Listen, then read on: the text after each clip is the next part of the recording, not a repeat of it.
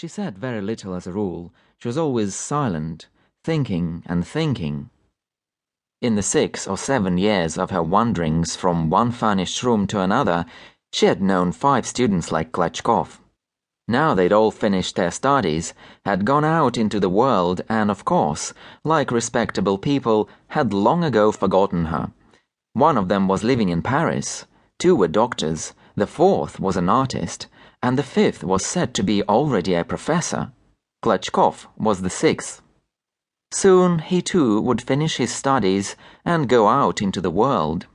There was a fine future before him, no doubt, and Klechkov probably would become a great man, but the present was anything but bright. Klechkov had no tobacco and no tea, and there were only 4 lumps of sugar left. She must make haste and finish her embroidery, take it to the woman who'd ordered it, and with the 1/4 ruble she would get for it, buy tea and tobacco. "Can I come in?" asked a voice at the door. Anyuta quickly threw a woolen scarf over her shoulders. Fetisov, the artist, walked in. "I've come to ask for a favor," he began addressing Klechkov, and glaring like a wild beast from under the long locks that hung over his brow. "Do me a favor, lend me your young lady just for a couple of hours. I'm painting a picture, you see, and I can't get on without a model." "Oh, with pleasure," Klechkov agreed. "Go along, Anyuta." "The things I've had to put up with there," Anyuta murmured softly. "Rubbish! The man's asking you for the sake of art and not for any sort of nonsense. Why not help him if you can?" Anyuta began dressing.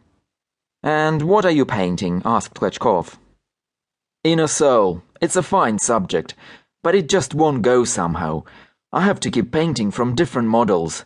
Yesterday I was painting one with blue legs. 'Why are your legs blue?' I asked her. 'It's my stockings stained them,' she said. And you are still grinding. Lucky fellow. You have patience. Medicine's a job one can't get on with without grinding." Excuse me, Klechkov, but you do live like a pig. It's awful the way you live." "How do you mean?" "I can't help it. I only get 12 rubles a month from my father, and it's hard to live decently on that." Yes, said the artist, frowning with an air of disgust. "But still, you might live better. An educated man is in duty bound to have taste, isn't he? And goodness knows what it's like here. The bed not made, the buckets, the dirt, yesterday's porridge in the plates. Oh!" "That's true," said the student in confusion. "But Anyuta's had no time today to tidy up. She's been busy all the while." When Anyuta and the artist had gone out, Klechkov lay down on the sofa and began learning. He accidentally dropped asleep, and waking up an hour later, propped his head on his fists and sank into gloomy reflection. He recalled the artist's words that an educated man was in duty bound to have taste, and his surroundings actually struck him now as loathsome and revolting. He saw, as it were in his mind's eye, his own future, when he would see his patients in his consulting room, drink tea in a large dining room in the company of his wife, a real lady. And now that bucket in which the cigarette ends were swimming looked incredibly disgusting. Anyuta too rose before his imagination, a plain, slovenly, pitiful figure, and he made up his mind to part with her at once at all costs. When on coming back from the artist's she took off her coat, he got up and said to her seriously, "Look here, my good girl, sit down and listen. We must part.